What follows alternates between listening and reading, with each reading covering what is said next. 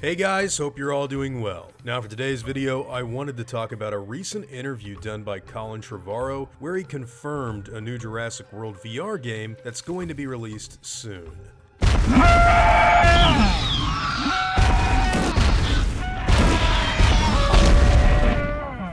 Right now I'm in pre-production on Jurassic World 3, and we have done a VR experience for both of the first two movies, and we have evolved the technology and really pushed forward with each one, and I know we'll do another one with the next film. So thinking about what we're doing on a story level and how we can allow whatever our VR experience is to be connected to it, to be a bridge that allows people to have an experience outside of the movie theater, which is another great experience. Please go to the movie theater.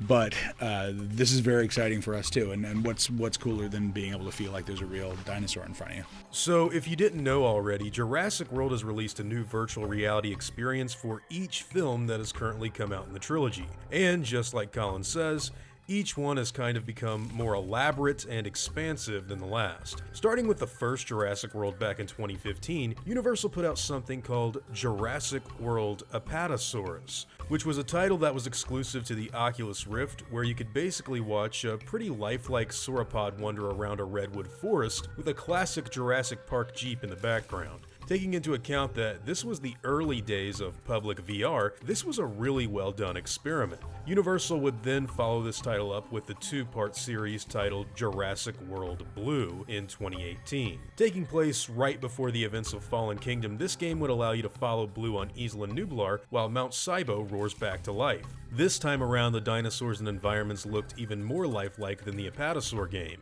and you even got to see really unique situations like a T.rex fighting a Baryonyx and the incoming flux of helicopters that would descend onto the island. It was really well done stuff. The brand also followed up on these VR experiences by making a new arcade game where you could sit inside of a moving vehicle and tag dinosaurs through virtual reality. So needless to say, Jurassic has really been playing with VR ever since it first became readily available to the general public. Now, as far as this new experience goes, I don't personally have any idea on what to expect, but I do think that they're going to utilize the idea of dinosaurs being out and about on the mainland to their full advantage, which I would assume would mean that we're going to be getting a lot of different imagery of dinosaurs in the modern world instead of a jungle for Jurassic World 3.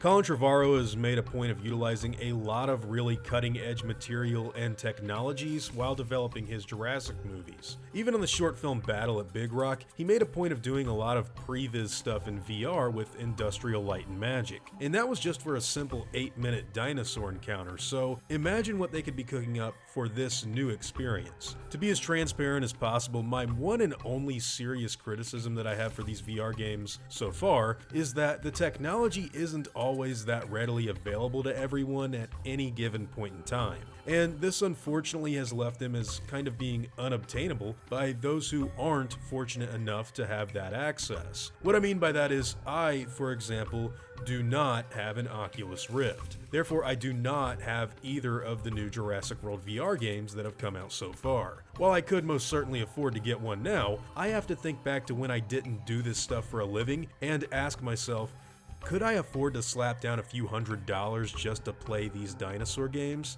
And the answer isn't exactly a resounding yes. I also have to look at it from the viewpoint of a new fan and apply that to my own childhood. Let's say someone that was born around 2014 has grown up loving Jurassic World and Fallen Kingdom the same way I did Jurassic Park and The Lost World. Now, when the sixth movie comes out, they're probably going to want to consume every piece of Jurassic material they can in order to satiate their fandom. And maybe they won't be able to have any sort of access to a VR headset, which means they may very well not be exposed to these truly awesome VR dinosaur games that are out there waiting for them.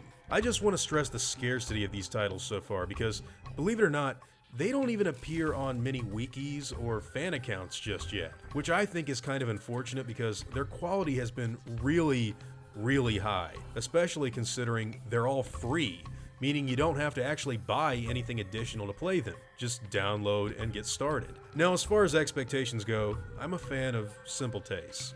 I think a good old-fashioned survival-oriented experience would be right up my alley. But hey, I'm sure that whatever they decide to explore this time around will be just as captivating as what they've done before, if not even more so. With all this stuff out of the way, I'd love to hear what all of you guys think about the new Jurassic World VR experience that should be headed our way sometime closer to 2021.